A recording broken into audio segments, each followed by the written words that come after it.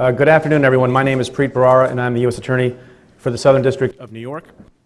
Today we announced charges in what may be the largest international money laundering case ever brought by the United States. Specifically, we unsealed charges against Liberty Reserve and 7 of its principals and employees, who for years have operated one of the world's most widely used digital currencies. But as alleged, the only liberty that Liberty Reserve gave many of its users was the freedom to commit crimes, as it became a popular hub for fraudsters, hackers, and traffickers. The global enforcement action that we announced today is an important step towards reining in the Wild West of illicit internet banking. As detailed in the indictment, Liberty Reserve was intentionally created and structured to facilitate criminal activity. It was essentially a black market bank.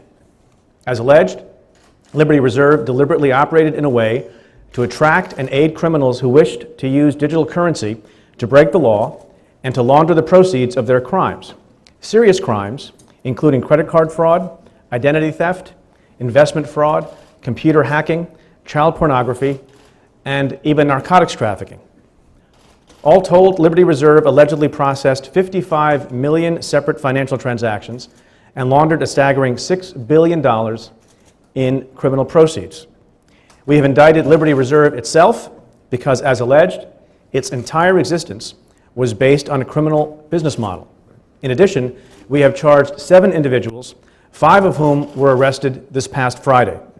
They are Arthur Budofsky, the principal founder of Liberty Reserve, who was arrested in Spain; Vladimir Katz, a co-founder of Liberty Reserve, who was arrested in New York; Azzedine El Amin, a manager of Liberty Reserve's financial accounts, who was arrested in Spain; Mark Marmalev, who helped design and maintain Liberty Reserve's technological infrastructure and who was arrested in New York; Maxim Chukarev, who also helped manage Liberty Reserve's technological infrastructure and who was arrested in Costa Rica. 2 other defendants, Messrs. Abdelghani and Jimenez, remain at large in Costa Rica. In addition to bringing criminal charges, today we have also effectively shut down Liberty Reserve by seizing its domain name as well as its computer servers in Sweden, Switzerland, and Costa Rica. We have also seized $25 million and counting of Liberty Reserve funds, and we have so far restrained or seized a total of 45 bank accounts around the world. So what is or was Liberty Reserve? As described in our papers, it was a company incorporated in Costa Rica which operated a popular digital currency. As alleged, Liberty Reserve quickly became a financial hub of the cybercrime world, facilitating all manner of online crimes, from identity theft to child pornography, and over time, it became the bank of choice for the criminal underworld. By providing layers of anonymity, the company allowed users to engage in criminal transactions with an impunity that would have been impossible in the legitimate financial system. As described in the indictment, the scope of the defendant's alleged unlawful conduct is truly staggering. With over 1 million users worldwide, including 200,000 in the United States, Liberty Reserve grew to process annually more than 12 million financial transactions with a combined value of over $1.4 billion. Overall, Liberty Reserve is believed to have processed 55 million separate transactions and laundered more than $6 billion in criminal proceeds, as I mentioned. Now, what made Liberty Reserve, its digital currency, so attractive to criminals? The coin of the realm, so to speak, was anonymity, multiple layers of anonymity. As alleged, Liberty Reserve was deliberately structured and operated in a way to help other criminals remain anonymous, untraceable, and untouchable. First, as described, its founder, Arthur Budofsky, specifically set about building a digital currency through a company he incorporated in Costa Rica in order to elude U.S. law enforcement. Ultimately, Budofsky even formally renounced his U.S. citizenship, explicitly admitting concerns about legal liability in the U.S.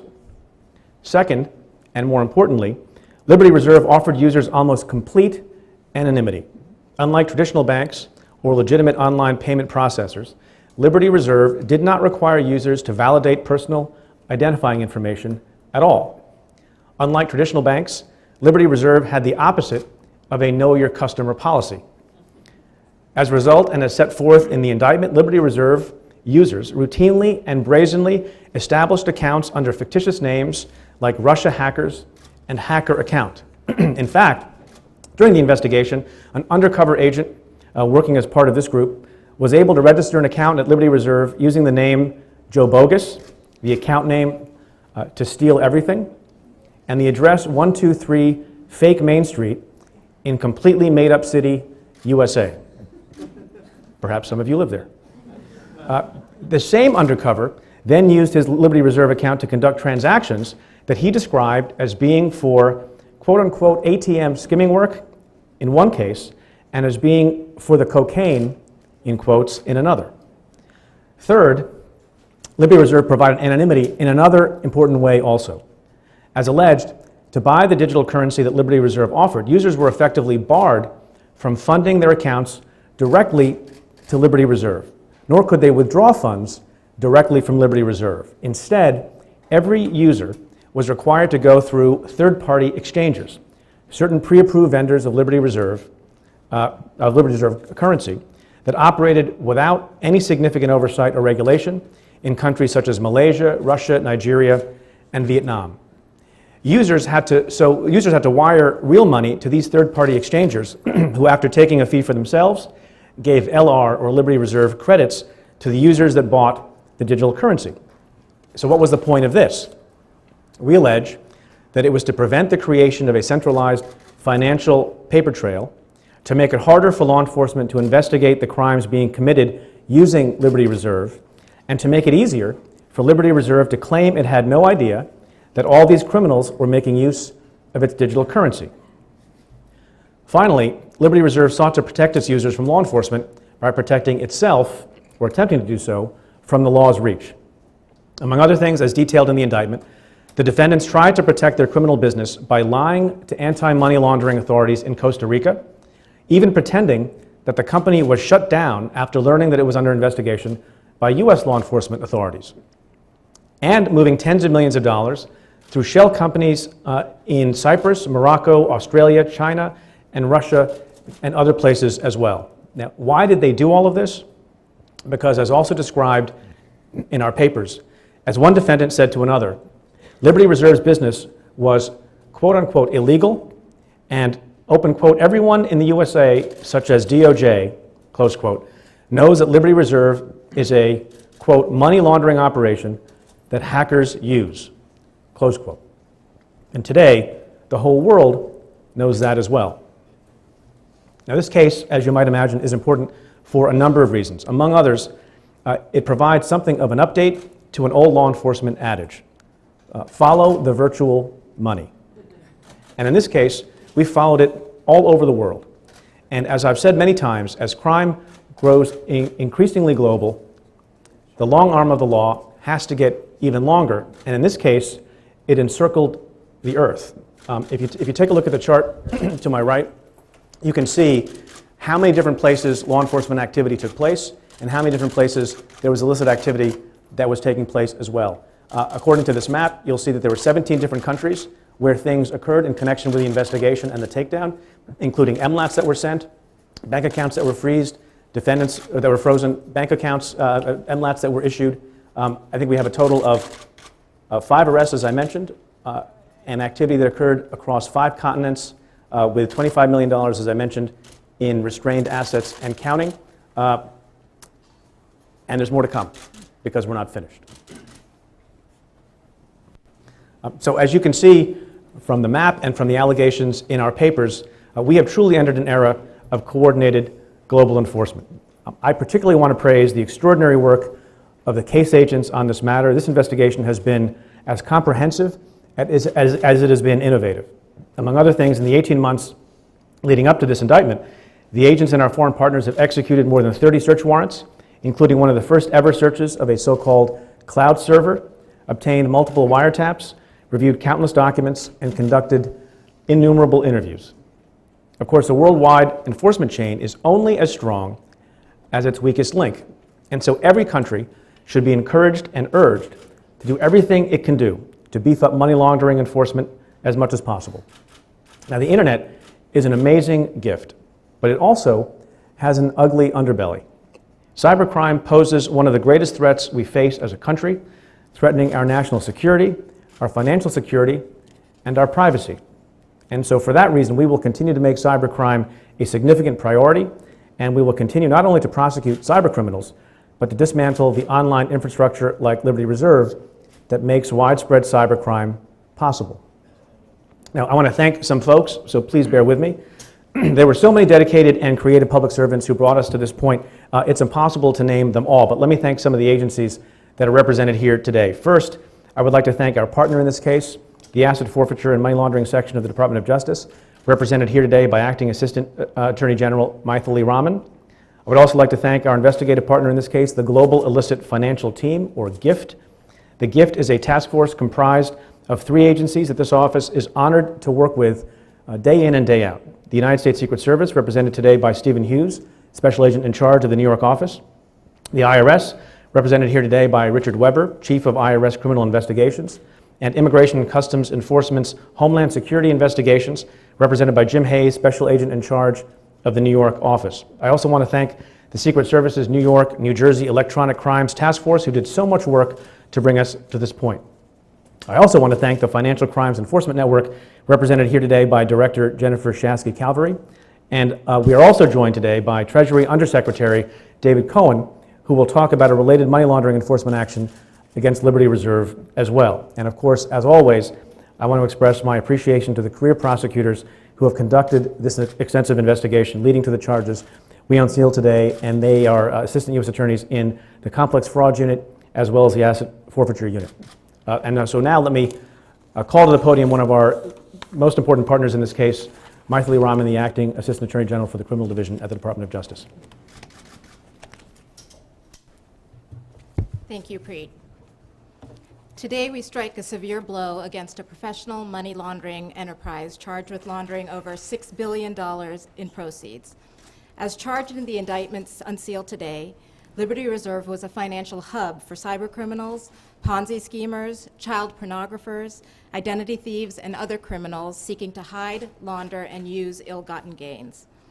As charged, Liberty Reserve operated on an enormous scale a digital currency system designed to provide cyber and other criminals with a way to launder their profits without leaving a trace. Liberty Reserve was a massive criminal enterprise servicing more than 1 million users globally, including 200,000 in the United States alone. The company's very purpose was to launder its users' criminal proceeds through the U.S. and global financial system. So committed, in fact, was the principal founder of Liberty Reserve to avoid the reach of U.S. law that, according to the indictment, in 2011, he formally renounced his U.S. citizenship and became a Costa Rican citizen, telling immigration authorities that he was concerned the software in his company that his company was developing might, quote, open him up to liability in the United States. His co-founder doubled down on that sentiment in an online chat captured by law enforcement, noting that, quote, everyone in the United States, including the Justice Department, knows that Liberty Reserve is, quote, a money laundering operation that hackers use.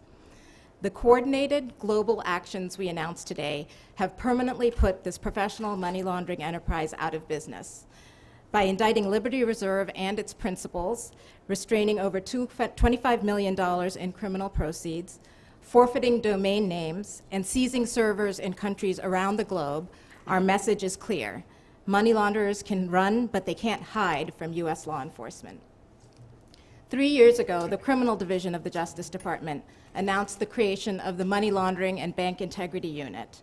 The mission of this elite group of lawyers within our Asset Forfeiture and Money Laundering section is to prosecute professional money launderers and financial institutions, particularly those using the latest and most innovative and sophisticated money laundering techniques, such as digital currency, to move the money of transnational organized crime syndicates, drug cartels, and other criminals.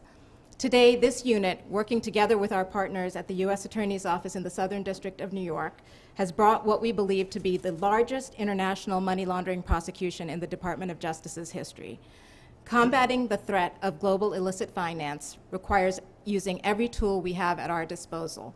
And today we demonstrate our resolve to ensure that the criminals who exploit the U.S. and global financial system will be held to account. The investigation of this global crime enterprise required coordinated action by law enforcement authorities in at least 15 different countries. Such an enormous undertaking would not have been possible without the terrific work of the Criminal Division's Office of International Affairs or the close partnership that we have had with the United States Secret Service and IRS-CI through the GIFT, ICE, HSI, and the Treasury Department. Finally, I want to acknowledge our many foreign law enforcement partners for their simply stellar cooperation in this case. Now I'd like to turn it over to Special Agent in Charge Stephen Hughes. Good afternoon, everyone. Thank you for coming out this afternoon. Today's indictments charge 7 Liberty Reserve's principals and employees with money laundering and operating an unlicensed money transmitting business. Liberty Reserve promoted itself as a digital currency system, provided an alternative payment platform for Internet users to transfer money online. This long-term investigation has brought to light the true purpose of Liberty Reserve, and that is to provide global cybercriminal elements to launder and distribute proceeds of their criminal activity.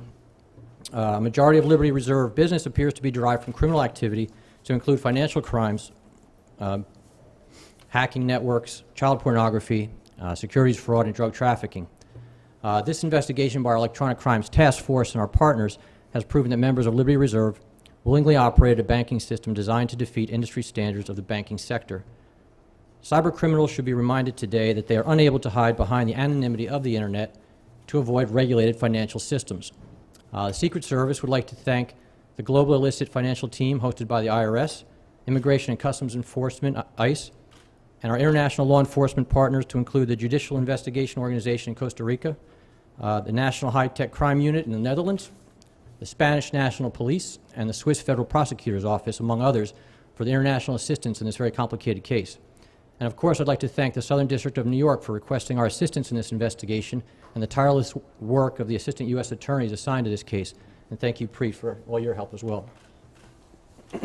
Thanks very much. And now let me call to the podium Rich Weber, Chief of IRS Criminal Investigations. Good afternoon. On behalf of IRS Criminal Investigation, I'm extremely proud to stand before you today in partnership with the U.S. Attorney's Office and the Department of Justice and the other law enforcement agencies here. We are now entering the cyber age of money laundering, where those engaged in all forms of illegal activity are gravitating to digital currency alternatives as a means to move, conceal, and enjoy their ill-gotten gains. If Al Capone were alive today, this is how he would be hiding his money. Capitalizing on this emerging demand to cyber launder, it is alleged that Liberty Reserve moves staggering amounts of illegal funds. They thought they were electronically incognito, traceless to law enforcement. But what they did not anticipate was our robust partnerships with domestic and international law enforcement, collectively allowing us to follow the digital money trail within and outside our borders. Our efforts today shatter the belief among high-tech money launderers that what happens in cyberspace stays in cyberspace. No longer should they lull themselves into a false sense of security, thinking that the internet provides absolute anonymity. IRS-CI special agents have gone beyond their brick and mortar methods of following the money. Let's just say that we're not your father's accountants. We can still sleuth through stacks of ledgers and find the heavily buried illegal transactions. But today, we can also skillfully surf the digital highways, turning over the critical electronic stones and find where the criminals are hiding and spending their illegal proceeds. This case should send a strong message to those who feel that they can hide behind a digital wall, effortlessly moving and transferring money domestically and internationally without a trace. Their consuming greed will always leave a paper trail, whether it's in paper or digital form. Liberty Reserve has operated one of the world's most widely used digital currencies. They claim to provide users with the ability to instantaneously send and receive payments from anyone and anywhere around the globe. They had more than 1 million users worldwide, conducted more than 12 million financial transactions, and laundered more than $6 billion in a 6 to 7 year period. It is alleged that Liberty Reserve facilitated a broad range of criminal activity, including ID theft, credit card fraud, investment fraud, computer hacking, child pornography, narcotics trafficking, and the list goes on and on. The magnitude of the alleged cyber money laundering serves to strengthen our resolve to vigorously root out any institution that endeavors to move and conceal ill-gotten gains electronically, both domestically and internationally. Today, justice is being served, but our job is not done. We will not allow criminals to use international digital money services to circumvent the U.S. monetary system. I want to thank my entire team of IRS-CI special agents, investigative analysts, and supervisors for their outstanding work on this investigation.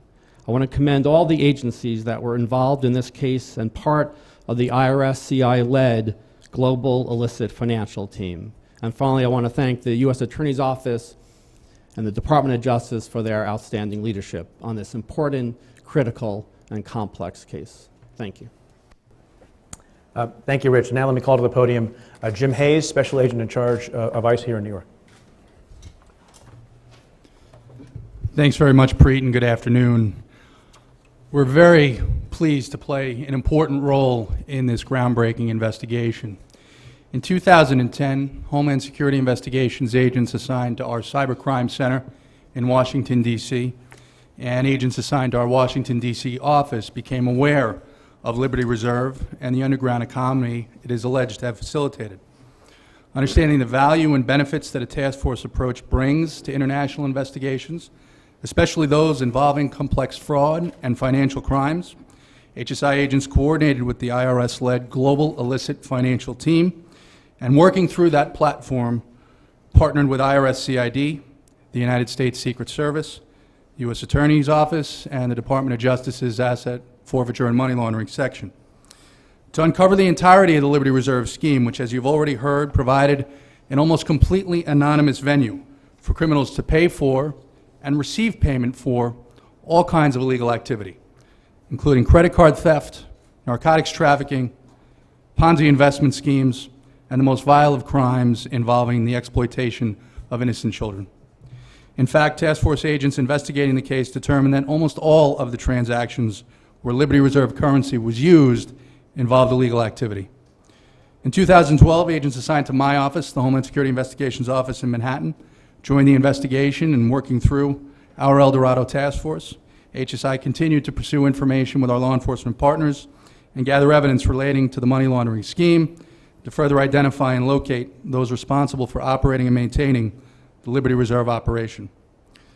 As the collective team moved to arrest those individuals and shut the operation down, we are pleased to have played a major role, relying heavily on our vast international footprint, which includes 75 attaché offices in 48 countries. In addition to the HSI personnel assigned to the Cybercrime Center and Washington, D.C., HSI personnel in Spain, Costa Rica, Morocco, and Panama all played a part in this investigation. As has been mentioned here, this investigation highlights the cohesive nature of federal law enforcement and the incredible importance in today's world of partnership around the globe. As always, United States Attorney Preet Bharara and his team, including Rich Sable and Sharon Cohen-Levin, provided outstanding leadership guidance and support, as did the team from DOJ AFMILS. Congratulate Chief Weber on the success of the Global Illicit Financial Team and look forward to working more significant investigations together. And we're grateful as well to have partners like the Secret Service within our own department, and fortunate to work so closely together here in New York with Special Agent in Charge Steve Hughes. Finally, from my office here in New York, I want to recognize Assistant Special Agent in Charge Jody Foresta and Case Agent Anthony Gittino, who work closely with the HSI Washington Special Agent in Charge John Torres and his team and all the partners involved here today. Thank you. Thank you, Jim. And finally, it is an honor to have with us Undersecretary of the Treasury for Terrorism and Financial Intelligence, David Cohen.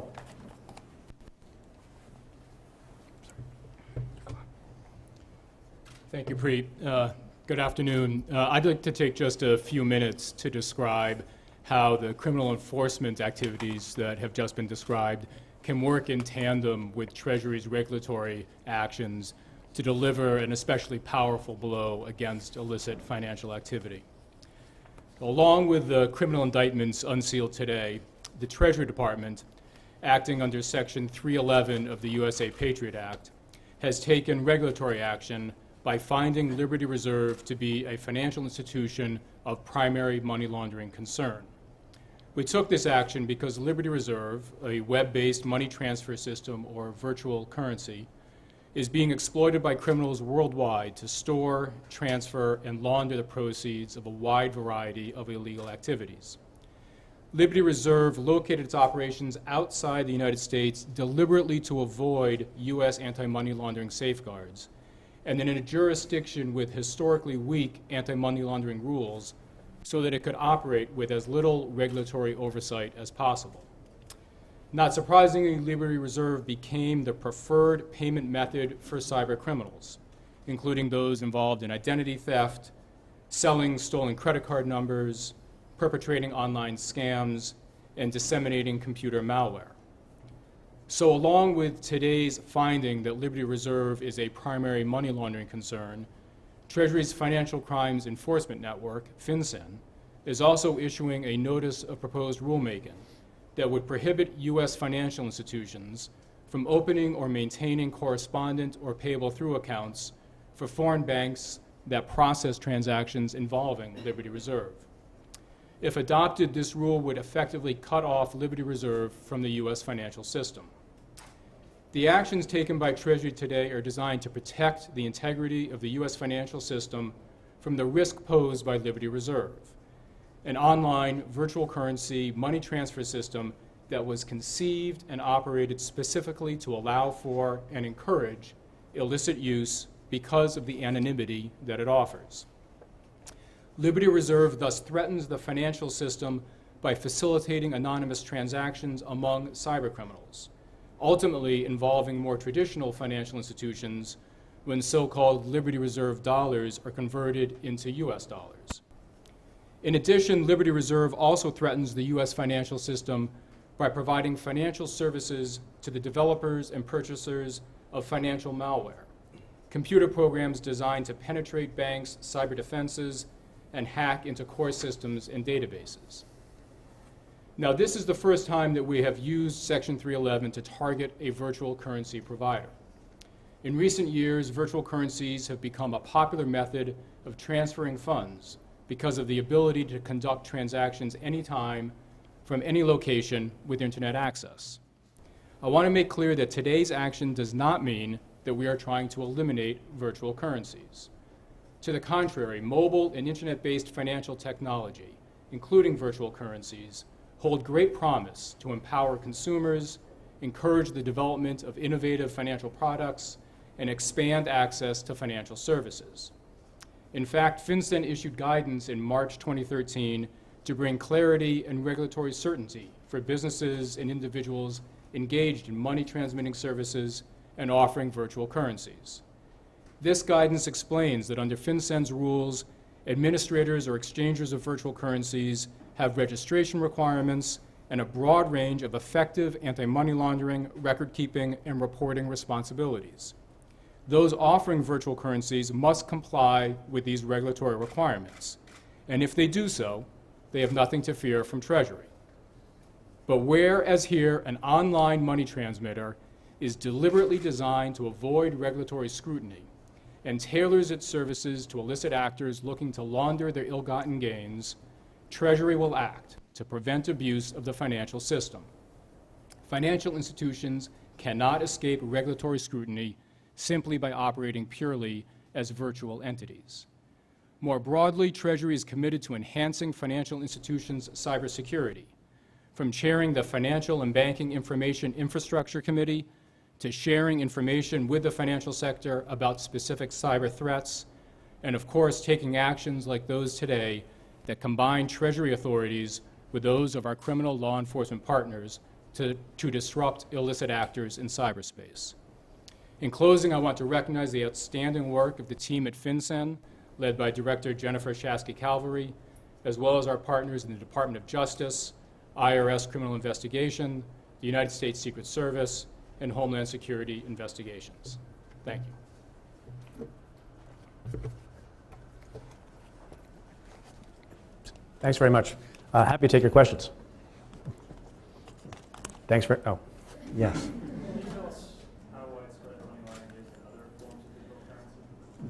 You know, I'm not in a position today to talk about what goes on with respect to other areas where this might arise, except to say that it's something, as I think is evidenced by the fact that so many of us are focusing on this, including folks at ICE and the Treasury Department and the Department of Justice, that you know, we are committed to rooting it out everywhere.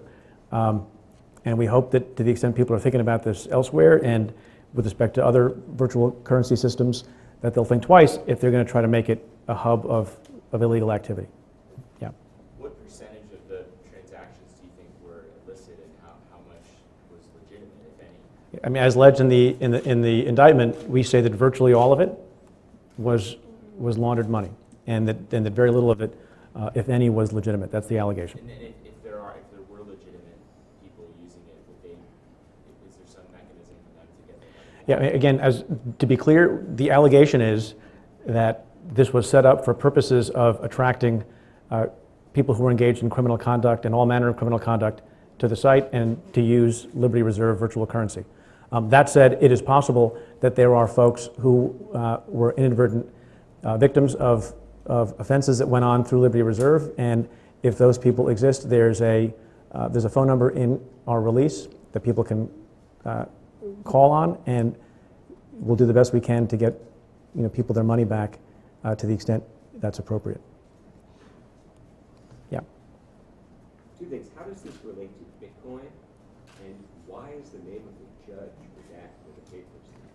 I'm not going to talk about any other virtual currency system, as I said, and the action we brought today relates only to Liberty Reserve and no other system, and I'll reiterate the words of the Undersecretary that by this action we're not taking any position on virtual currency generally, and we're not taking any position with respect to any particular other company that engages in something that may look on the surface like something that Liberty Reserve was doing. With respect to the redaction, it is the unfortunate case that there are individuals who believe in personal retaliation in the cyber world, and so a precaution was taken there. Yeah.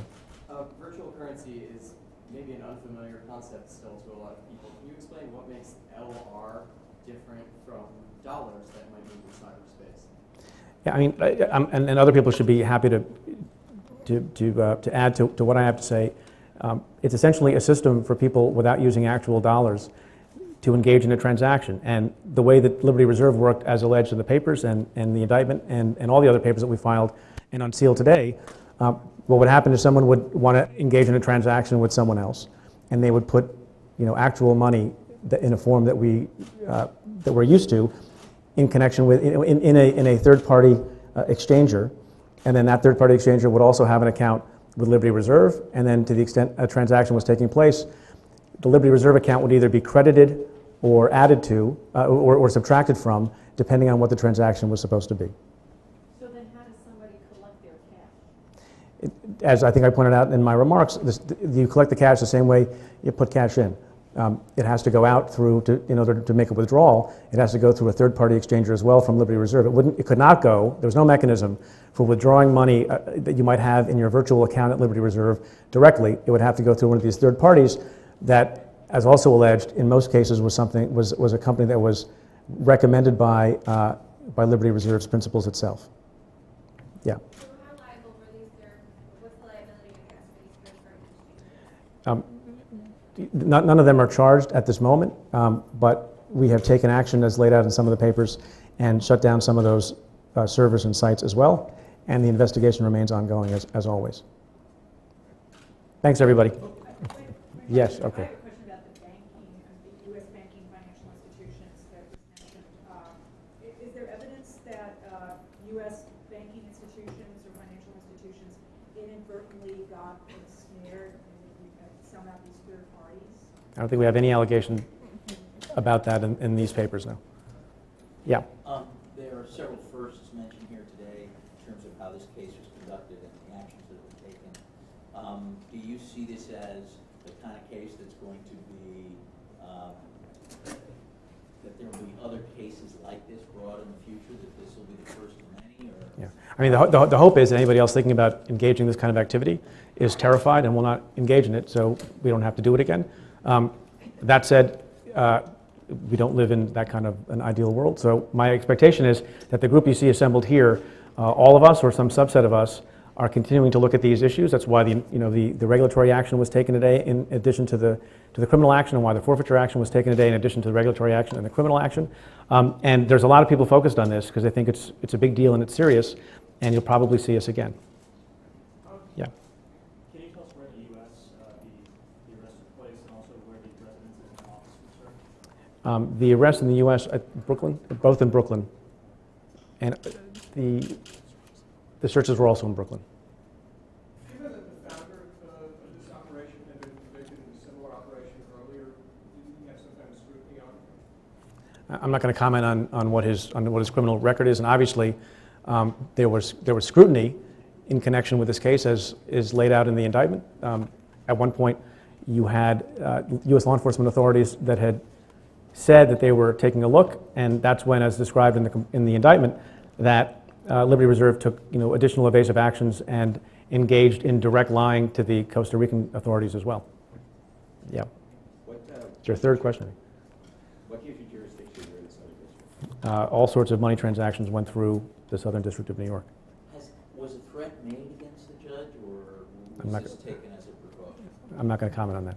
Yeah. The New York State case, it sounds like he was still convicted of, Godowski had been convicted of New York State charges of operating an unlicensed business, and then he moves in December, he moves in the same year, he goes to Costa Rica and starts up Liberty Reserve. Can you tell us, was he awaiting prosecution? I mean, was convicted?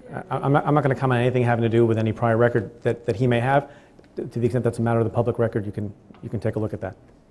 Yeah. Was the redaction ordered by the judge, or did you guys do that on your own? My understanding is that it was not ordered by the judge. So, publicly filed version should contain the judge's name? It may. You're free to look at that. Thanks, everybody.